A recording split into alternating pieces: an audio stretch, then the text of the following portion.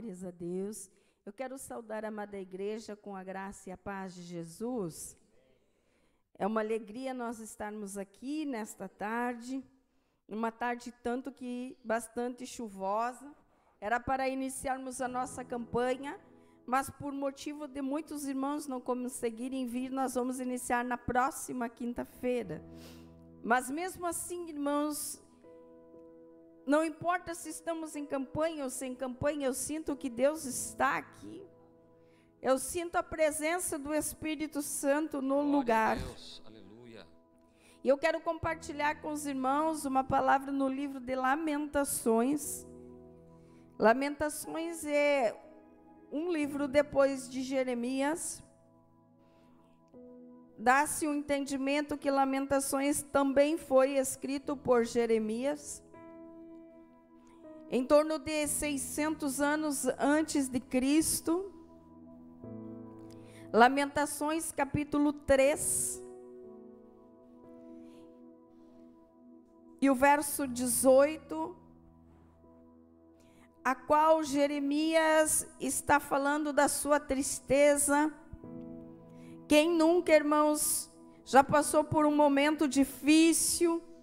Quem nunca já passou por um momento amargo na sua vida? Um momento que achava que naquele dia não ia se levantar. No momento que achava que naquele dia não teria forças para enfrentar o que tinha que enfrentar.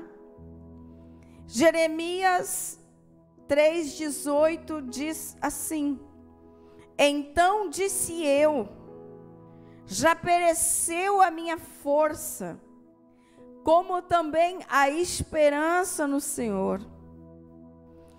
Verso 19, lembra-te da minha aflição e do meu pranto, do absinto e do fel.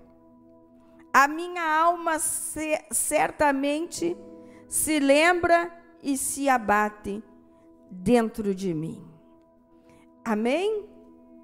Vamos sentar e meditar um pouco nesta palavra, aonde aqui neste capítulo 3, Jeremias ele discorre a Deus de todas as suas amarguras.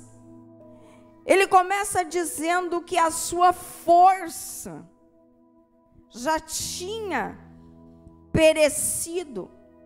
A sua força já tinha se acabado. A sua força já tinha ido embora. Ele não tinha mais forças para lutar. Jeremias estava passando um momento de muita dificuldade, angústia. Então ele abre o seu coração para Deus. Ele estava sem paz. E ele diz, e também a minha esperança. A coisa mais triste, irmãos, é nós levantarmos de manhã e não termos esperança para nada.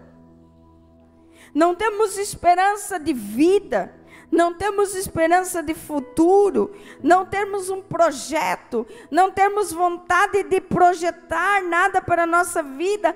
Acabou a esperança, acabou o sonho, acabou a vontade de viver.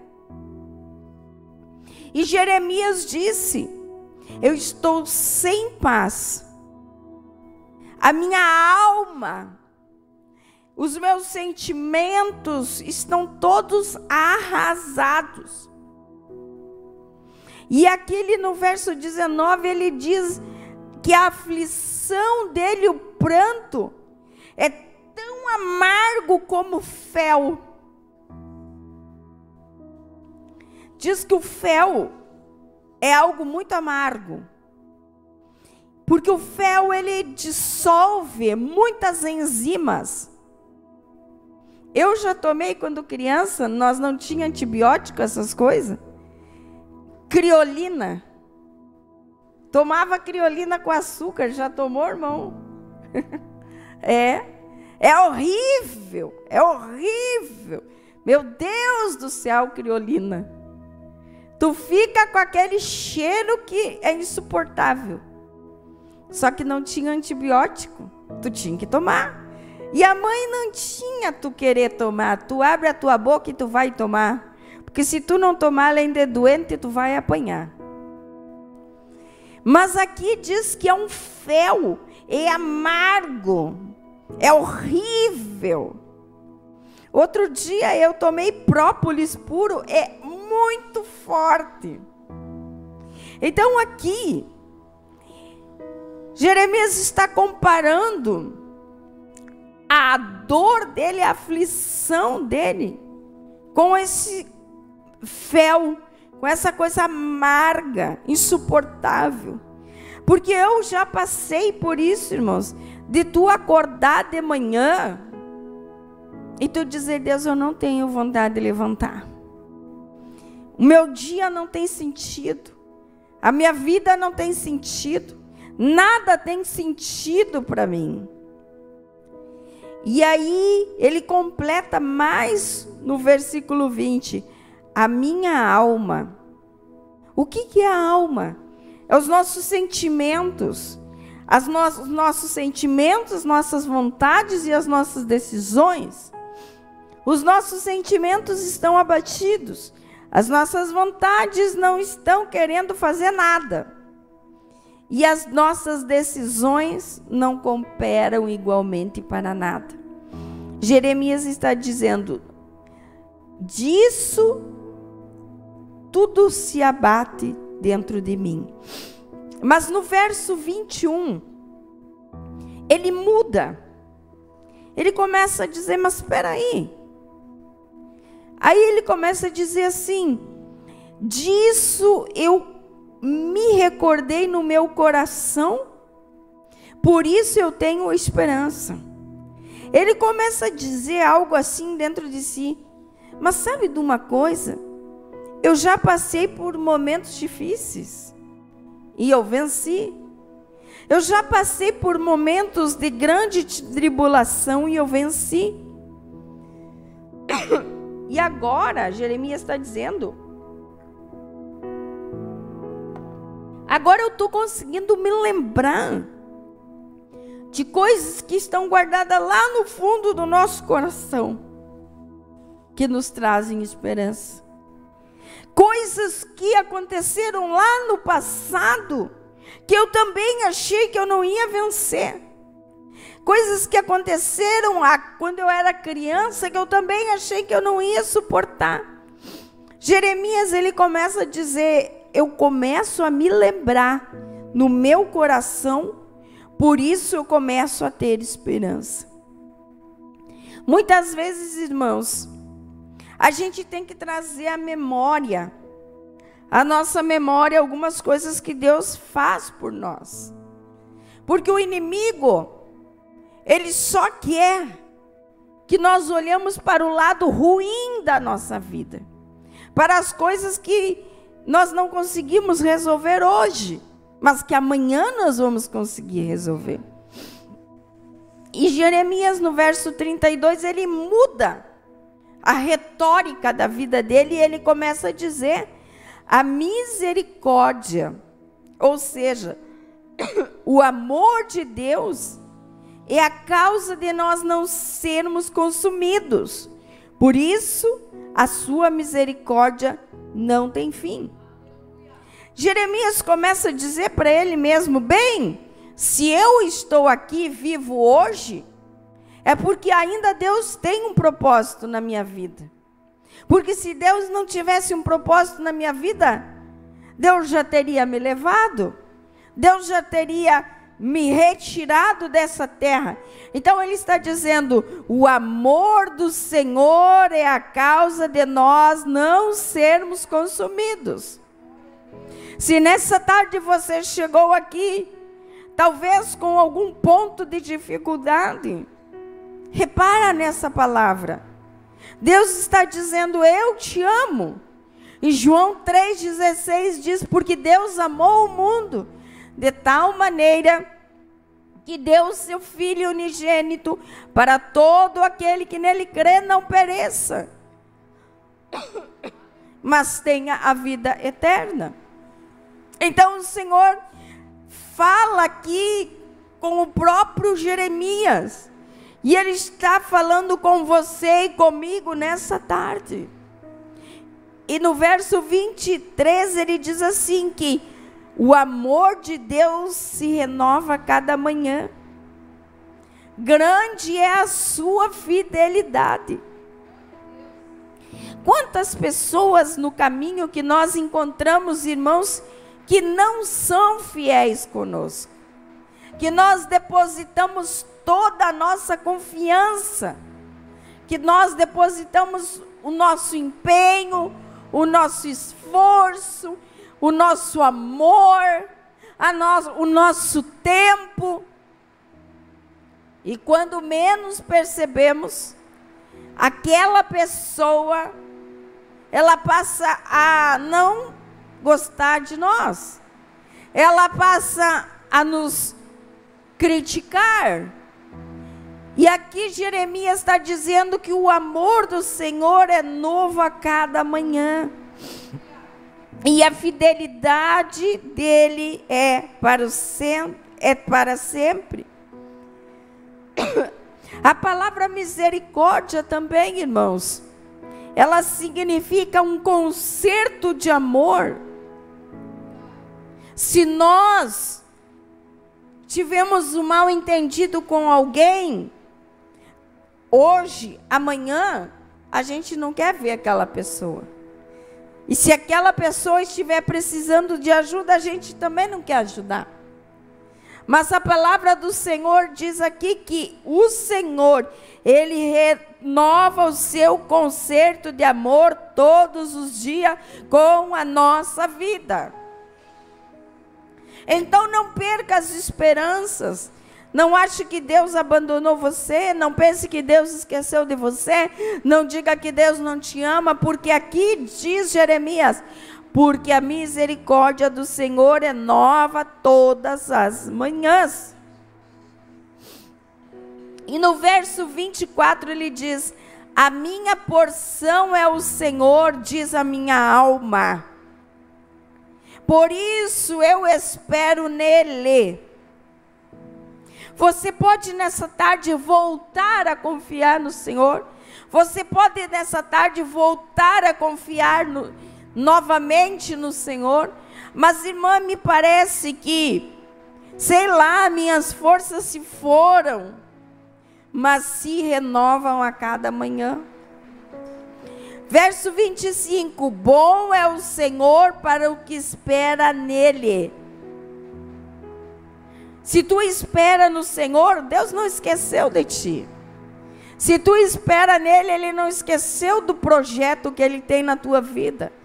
Pode ser que ainda não se realizou, mas vai se realizar. Porque amanhã é um novo dia. Amanhã as misericórdias vão se renovar de novo. Bom é ter esperança e aguardar em silêncio a salvação do Senhor. Mas ora, alguém que diz que não tinha esperança, agora está dizendo: bom é ter esperança. Aleluia. E aguardar em silêncio a salvação do Senhor.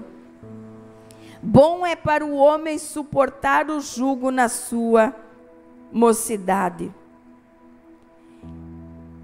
Jeremias, ele vive um cativeiro.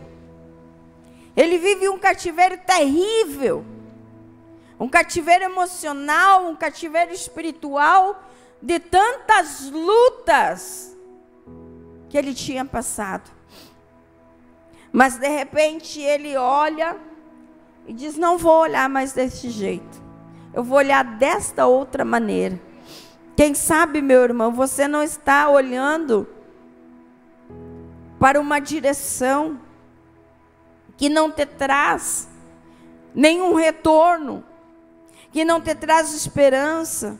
Quem sabe você não tem buscado apoio em pessoas que não te trazem esperança. Pessoas que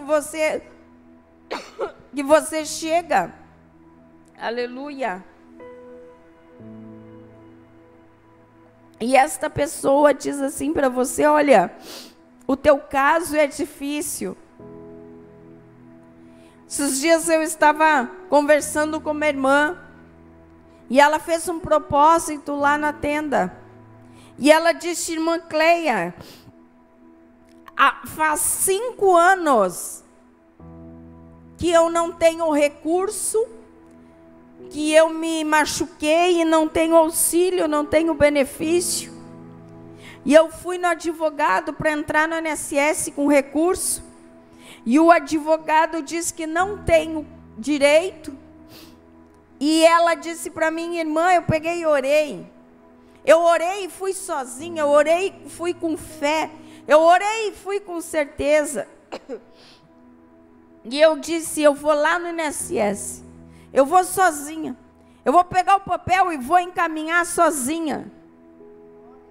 E ela disse: irmã Cleia, quando eu cheguei lá no INSS, que eu dei os documentos para a moça, e disse para ela: moça, eu quero encaminhar um seguro, eu preciso de um auxílio, de um benefício. A moça olhou para mim e disse: senhora, a senhora não pode encaminhar um benefício. E ela disse: mas como? Todo cidadão tem direito? Ela disse: não, porque aqui está escrito que a senhora está aposentada.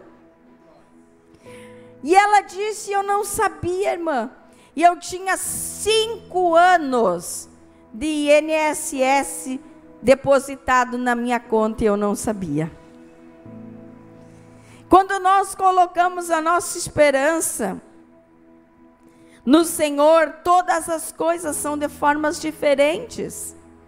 Todas as coisas são diferentes. Quando eu me acordo de manhã, às vezes naquele dia eu tenho um problema para resolver, eu já acordo pensando assim: vai dar tudo certo. Né, irmão Renato? Vai dar tudo certo. Mesmo que tudo esteja ao contrário, eu digo: vai dar tudo certo. Porque se eu já ia acreditando, irmãos, que não vai dar certo, não vai dar certo. Jeremias, ele estava num momento da vida, que ele diz no versículo 17, que ele até esqueceu o que é o bem. Mas, de repente, o Senhor começou a ministrar no coração dele, e ele mudou a forma dele ver. Então, nessa tarde, nós queremos deixar essa palavra para a tua vida. Que a tua porção seja o Senhor. E que tu acorde amanhã dizendo: vai dar, hoje vai dar tudo certo. Vai dar tudo certo para aquele documento que a irmã colocou aqui. Vai dar tudo certo, irmã. Vai dar tudo certo. O juiz diz que não dá, o advogado diz que não pode, mas o Senhor diz: vai dar tudo certo. Aleluia. Vai dar tudo certo para aquele problema que você tem para resolver. Vai dar tudo certo. Acho que dá para nós cantar esse louvor, né, irmão Renato? E você crê que vai dar tudo certo?